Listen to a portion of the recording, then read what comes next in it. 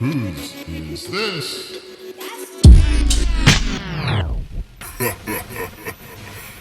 Oh, it's good to be back. For those of you that don't know, I am the man whose name you can't pronounce. Some of you may know me as Pink Ski Mask. And I have taken it upon myself to take hold of this Garagecast episode and make it mine. Welcome to the Pink Ski Mask Takeover.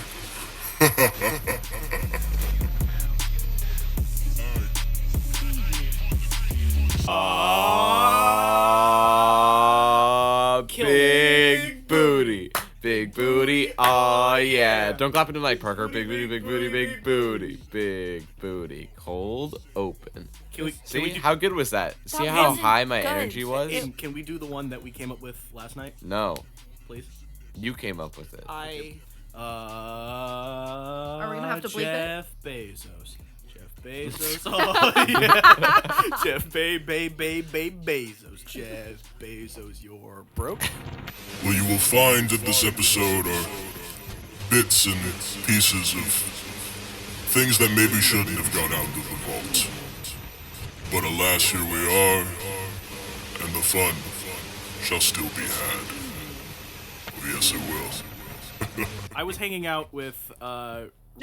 Mom the other day. None of this is going And No. Mom tells me to do something, raises her eyebrow, and just says to me, staring dead eyes, "You look like you need a dominatrix," and then just walked away.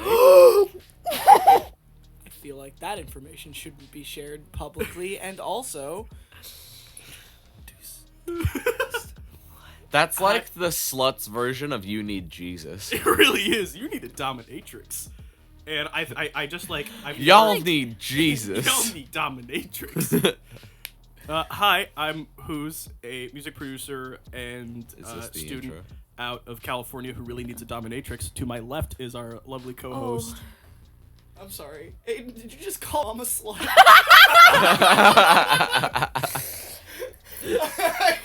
I'm sorry, what? I just realized that too.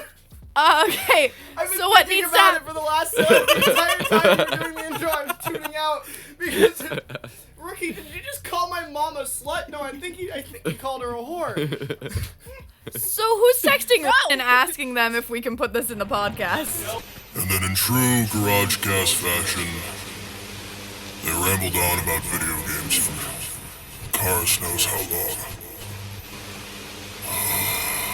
So, Aiden, I was talking to you, I think last night. Yeah. You never played The You Last of Us denied before. me my conversation with you because we had the podcast. We deny a lot of conversations Today. between us because of the podcast. Yeah, This is your first time completing Last of Us. that's I true. want to ask you, this is like 6 years past, but what did you feel about that ending? Yeah, that's exactly what I would have done. Like literally, as soon as it was happening, I was like, "Yeah, let's do it, Joel. Let's murder every single one of these people and leave with fucking Ellie." Oh, That's Last bleep. of Us spoilers. It's 6 years old. If they haven't played it, they're dumb. Me. Yeah. Yeah. To Yeah. be fair. No, you I just mean what I played it. said. Oh, Yeah, I'm dumb. Yeah. Big dumb. Yeah, so I enjoyed it. You are a big stoopy, as the kids call it. I enjoyed it. I Kids. like literally everything that happened. I I'm was like, kids. yeah, I have to agree with you. It's been a long time since I played that game, but one of the most memorable moments in that game, spoilers, is when the girl's like, "Yeah, we just need to kill Ellie to save the entire world." And Yeah. I went, "No, I'm gonna kill all of you and damn the world." yeah. Was I the only one that was like trying to find a different way to finish Yes. the game? Yes. And it had nothing to do, like, I felt Joel, and, like, I understood, but I was like, this is really how it's gonna go. This man is going to sacrifice the sanctity of the entire world, not completely... Do you think he Dying. cares about literally anyone else in the world? Also, like, what has that world done for him? Also, Yeah. literally everyone in that world throughout the entire game, name, like, one good person to you in that game. Wasn't the lady that was helping him from, like, the beginning kind of nice? Yeah, she died. Yeah, she died. Because the rest of the world. Well, because Is the world worth saving in The Last of Us, is the question. I mean, I think Yes. that you should always try and save things because hope is a never dying thing, and That's a really touching point. I actually completely agree with that. Yeah. However, like, would you sacrifice that hope for the person that you love the most? Nah. Well, the thing that I think about is you have kind of one of two options there. You either live in a world that would eventually kill you with the person you love, or save the world so you won't die in it, but then the person you love dies. So I guess it's more of like do you choose the greater good or do you choose the kind of selfish love? And not But selfish in a How bad much way. research went into finding a cure with her blood and stuff? Like, why did they? Oh, they were just gonna cut her open and take it out of her brain. Well, Yeah, so why didn't they like think about it a little more? Well, the way that it worked was her version of the disease was mutated, and the only way that they could extract it from her and put it into other people was to get it out of her brain where it had seeded. Okay, I guess. Mumbo jumbo but people sci-fi do- nonsense. It's Ellie or the world. Yeah. If I was in that situation, I would let Ellie make the choice. Yeah, that's actually a good point. I Because think- she I think doesn't so. even. She wakes up and she's like, "What's going on?" And he's like, Yeah. "No, it's totally fine. I didn't murder an entire compound of the people you were trying to find." And the Yeah. issue, the issue with letting Ellie make the choice is the people in said compound were like, there's a slight chance she'll say no, and if we do, we all die. We're just gonna put her under and make the choice ourselves. So the second game's coming out, Whoa. right? Yes. Yeah. It's was Does last- Ellie know what happened at this point? No, Really? I don't know. I'm guessing That's not. gonna be a main. I mean, literally none of the us really ending. know what happens in the second Last of Us game. She's the- got a cool tattoo. The ending of The Last of Us is literally Joel and Ellie facing each other, and Ellie says, "Was all those things you said to me true about the not being able to like cure everybody?" And Joel goes, "Yes, everything I said was true." And Ellie going, "Okay." Liar. Yeah. And then we had Deceiver. Last of Us Left Behind, which was just kind of like a really heartbreakingly cute love story between Oh. two women in the apocalypse. Yeah. So here's I did play that. Here's my You watched me question. play that. Young women. Yeah. in my Children. Are They're, kids they in are that? they are They are children. children. Oh, I didn't know. Yeah. I mean- mean, played Left Behind. It was. Oh. I couldn't Well do it. then. in It's which yet Ellie again, and- Parker talks about something he knows nothing about. Do you mean my entire existence? Yes. Thank you. Yes. Thank you. Yes. Thank you. Anyway, So, question: How did you? Do you like Detroit Become Human? wait, Oh. I have a Last of Us thing still. Oh, so you liked Detroit Become Human? You Stop. I will curse on this podcast. The It'll be you so know much the work. thing that Ellie Please tell had your to Last of Us say? thing. That was The Last of Us Left Behind. I didn't actually hear what you said. It just like in one ear and out the other. That's However, fine. As a tattoo artist, I saw somebody come in that they were gonna get from another artist. They were like, "Oh yeah, I'm gonna get this," and they showed Ellie's tattoo from The Last of Us 2. the Yeah. one that she's got on her arm. Who did that tattoo on Ellie? Are there tattoo artists in the apocalypse still? Like I mean, there are tattoo almost- artists in prison. everybody that. That's a really a good really point. good That's Also, a super good point, actually. people do stick and pokes all the time, so it's not out of They- logic to just be like, "Hey, I have these utensils. Let's put something." They on also- it." Okay, but that tattoo is really. You know what? No, there are some prison tattoos that I have seen that are really, That are But- really but- good. than that. But they It was 2 for also 2 today. they Yeah, man. they- They just got an answer to everything. Tired Aiden, can you come on the podcast more? no. I'm always tired. Well, They what's different from today? You're something- much better. can I say my thing? There's a lot of that going around today. Yes. They live in a compound that's powered by a hydroelectric. No. They have access to electricity. Oh, so like tattoo gun. Yeah, but not necessarily access to a tattoo gun. Those guys in the game. You fight for the No! kind of. Oh, that's You defend the No. I remember fighting on it. No. It's been. I Yeah. played that game when it came out. Yeah, I remember being a No! You have to censor that. I'm not doing this. That is not a curse word. We can't say it. Wait, yeah, you can. Yeah, you can. Look, have fun with this. You just okay? can't put God in front of it. Yeah, as soon as you can put God in front of it, priest gets involved. No, What? if you're talking No. about a No. in the water, you're fine. Yeah. If you are saying that it was a No. good level, you have to bleep that. No, because the level had. No, but also it's not. It's a pun as a curse word though. But it's not a curse word. I'm just saying it's a But it they is. don't- It's a curse word pun, and you know it. good level. Good level. Same thing. But you don't bleep It's that not on the a same normal thing. You also like don't bleep it, yeah. FCC Dick is not a level. part of the FCC curse word. No, do not. All right. We talked about this previously on the podcast, but Death Stranding won Game of the Year. Like James Did it really? predicted. I'm pretty Oh sure. my god! I'm pretty sure. I could be wrong. Yeah, Aiden's Pretty agreed. sure it did. It won Game of the Year, which is really interesting. I've played a lot of that game since we talked about it on the podcast. As James, I was like, I have no interest in this weird Kojima game, and then James was like, actually, it's pretty good. And I was like, I have a lot of interest in this weird Kojima game. You So love Death fast. Stranding. It's really, really simple and really fun, but I realized the thing today. I've been playing through the majority of that game. In this game, you get the ability to get a motorcycle, and you just press the trigger, make it go, like most video games ever. And you can, I just found out, click the stick and make the motorcycle go fast. I've been playing through about half of the game. I'm like to the halfway point. And I didn't realize that you could make the motorcycle go faster. Every jump I've tried to do that I was like, wow, this seems like a jump that a motorcycle could do, I've just like slowly rolled off of the edge of the cliff and slammed into the bottom and blew up motorcycles and blown up Ellie, cars. This is not surprising considering I was watching you play Death Stranding, and there was a jump with a little river on the bottom. You did the jump, landed in the river, and then instead of walking past the river and seeing the path that just lets you not have to do the jump, you walked back the way you came and attempted to do the jump, failed again, walked back, and then jumped over, looked to your left, and went, ah! No. That's Bleep like- that. however, the reason I said that was because I could have just gone around the other The side entire and time. climbed up the You spent entire 5 time. minutes on that. I'm not surprised that you didn't think to click in the stick and go, oh, I go faster now. Like, that's not... Oh, That's how you play video games. However, after realizing that I could click the stick and go faster, I realized I could use the motorcycle to climb up mountains.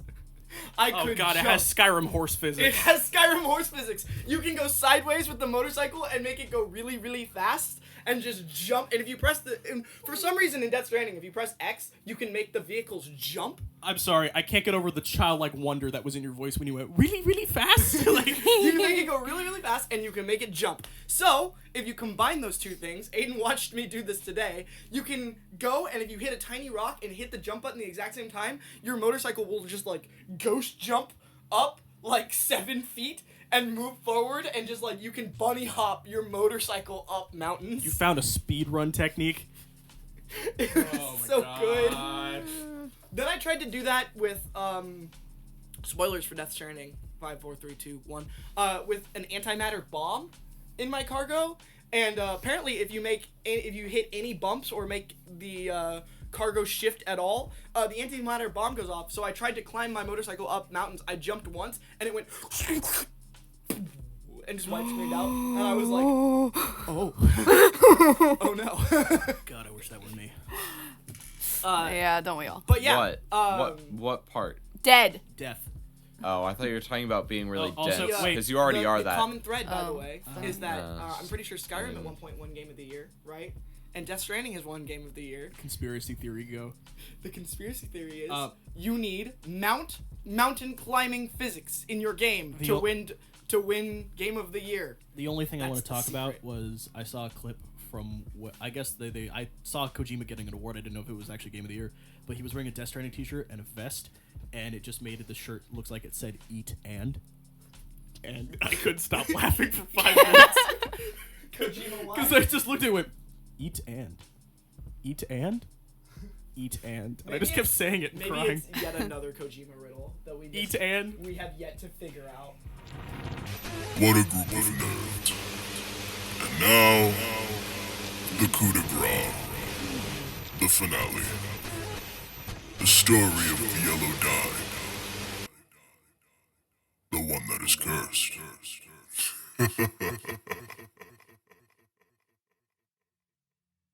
Oh!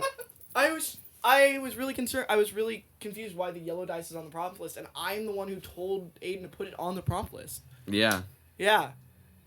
So who's has had 3 albums come out in the last year? Less than a year, honestly. Right.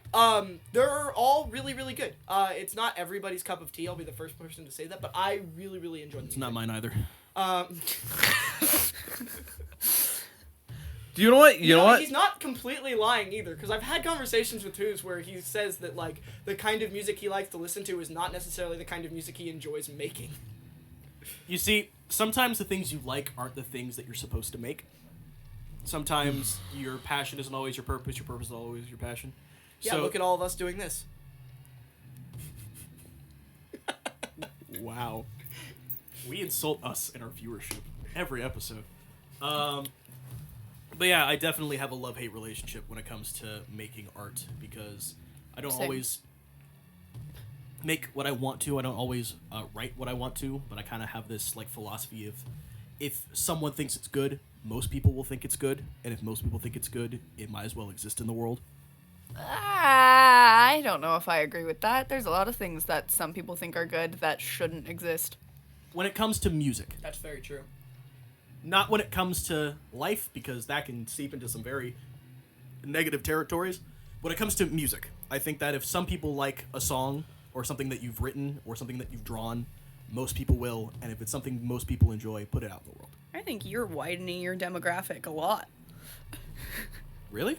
I think that Actually, Darby's got a really good point. Doing Garagecast and all of the hanging out with us that you do, you are catering a lot more to a lot of nerd culture stuff, whereas before you were catering a lot more to the... What demographic would you say your music usually caters to? Well, it's a difficult discussion because I try not to cater my music to anyone but like what I prefer Right, and what I write. right. But Which is I good. definitely... which is good. Which is good. It definitely makes it hard to market, but it's just whatever I really like start listening to at the time. I'll try to like emulate. It's such a love. It's just so hard to describe. But I did put out 3 albums, and we just recently shot the cover art for the last one of the first campaign, which is The Yellow Dice is Cursed. And the running overall theme between all of these albums, at least album cover-wise, has been the garage / the yellow dice. Which was not originally the intention, but as I started hanging out with you guys more, you influenced my writing, and you influenced what I started talking about, and it just kind of only really made sense to do that. True. Seeing as the albums are titled Natural 1, Natural 20, and OK Roll. And even going so far as to call out the yellow dice in one of the lines of your song, in which you say, to see beyond my sight, you've got to roll the yellow die. The yellow die that's in reference, because a lot of people won't know, and now anybody who's curious about the cover art or about the references in Who's music, the yellow dice is my personal D20 that I use whenever I play D&D. One of our listeners, I told this story to privately, and he said that I should tell this story on the podcast, so I'm going to do so now. When we first started playing D&D, Aiden had a set of yellow dice, just completely yellow dice. You know where I got those? Where? They were just here. They were just a set of dice that no one was using. That's really, really creepy because I don't know where they came from. Oh, Lord. It just got worse. No, for real, my heart just sank a little when Yeah. that happened, because there are some things that are like legitimately kind of unnerving about the story of the yellow dice in general. But I'll continue on the story of the yellow dice for now. Aiden used the yellow dice, and true. it rolled, I believe it rolled, like, the first time it rolled a 1. Sure. And the yellow dice, like, we all were like, oh, that's not good, and you were like, I'm gonna use it anyway. Aiden was young at this point. Like, I would still use it anyway. yeah, I know. I do all the time. But it rolled a 1, and after that, that yellow dice was responsible, at least dice rolls wise, for the death of so many of Aiden's characters. Like, in the Vehemriel campaign, it was like 3 different characters. Don't think I used that die in the Vemriel campaign. Was it Dridian? Before It was Dridian? Dridian. Well, It was only Kraz that I used that die on. either way, it started gaining a reputation for being cursed. Yeah, I rolled a lot of 1s. So many ones. And it got a reputation so much for rolling 1s. And for some reason I thought that it was already known as the player killer. but either way, it didn't have, like, it, as it wore on, the 1 and the 20, both kind of the paint in them got worn off. And we were like, we're going to get rid of this dice. And we took it outside, and I think Justin was the first person to hit it, and he took a hammer and he tried to smash it. Yeah. What? Oh, you haven't heard this story? No. Oh, yeah. The yellow dice is a lot more cursed than you think it is. Justin tried to smash it with a hammer, and it dented the concrete. It did not break. So we took a blowtorch to it, heated it up, and then it was either me or Luke who smashed it with a hammer again, and it shattered into 3 distinct pieces. We took those pieces, and we scattered them to the winds, one of which we just turned to the backyard fence and threw it as hard as we could over the wall. Just like, get out of here. The other piece we took into the side yard, which was filled with a bunch of trash at the time, and we buried it in the side yard. And the last one we put up in the dinosaur head that we have hanging in the garage, which is named Nigel. I referenced it actually in the last episode. As a protector of the cursed item that would forever be protected afterwards. And shameless plug, but if you ever want to see little bits and pieces of what this garage looks like, you can look at Who's album art. True, and we'll probably be posting little bits and pieces as well as some profile pictures coming up on the Garagecast Instagram. As we should. Yeah. Continue your story. So, haha, funny, cursed dice, we destroyed it, it's over, right? Cut 2 years later when a store in our town opened a comic book store, which I'm not going to name because we're trying to keep specific locations vague here. But it opened, and the person there was super duper nice. Luke and I were planning D&D as we were walking around. And Luke looked through the 50-cent dice box that they had in there, just like a little tub, and he pulled out a dice that was a yellow dice with the 1 and the 20, and the paint was worn away. And he went, "This is so funny, this looks just like our yellow dice, the one that we destroyed." And I went, how funny would it be if we bring it back to the garage and just pretend like it was there the whole time, like it just showed up again on its own. Which, now that Aiden's saying that it showed up on its own in the first place, is really frightening. However, we were like, it would be so funny if we just go pretend like it was there the whole time. And so we're like, hey, we'd like to buy this dice. And George's like, okay, it's 50 cents. And I'm like, oh, I don't have any money on me, I'm broke. And Luke goes, oh, I have it, I got it. And he pulls out his card, and George goes, it's 50 cents. And he's like, all I got is card, man.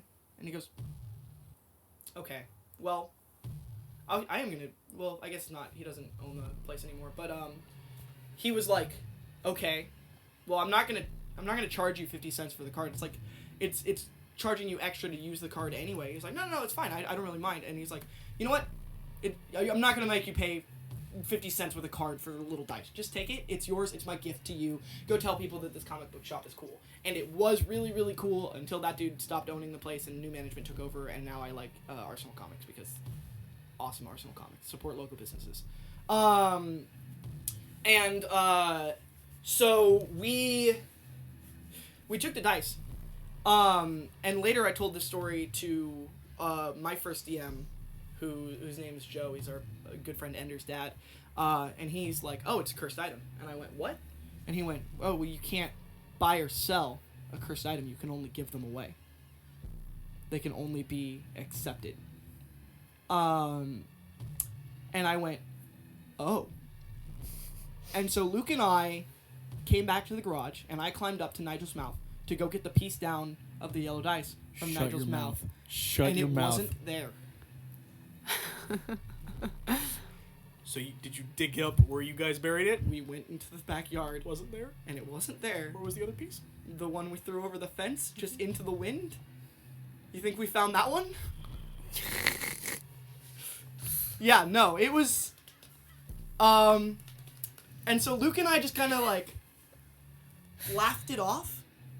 The yellow dice has since been labeled the cursed yellow dice because it has since then killed many players.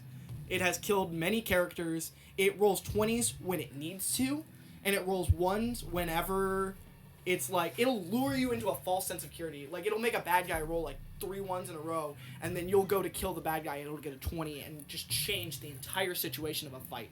Everybody here has seen me destroy people with that yellow dice, and it's like I don't use it when I'm a player very often. I used it as a player on Sunday in our one of our listeners' houses in a great game that he runs. Shout out to that campaign. All of you know who you are, and I love you guys. Great, you're awesome. Every roll with that dice was awful. It can only be used. It can only be used as a DM, and it's so. It can only be used as a DM, and it's the curse of the yellow dice, which now I find it ironic because I thought I had told you this story that you were just referencing that the yellow dice is cursed. You didn't even know that it's actually a cursed item. Nope. And that makes the album title even more interesting. Let's see if that album ever actually comes out there, Who's. And with that is the end of the Pink Ski Mask Takeover.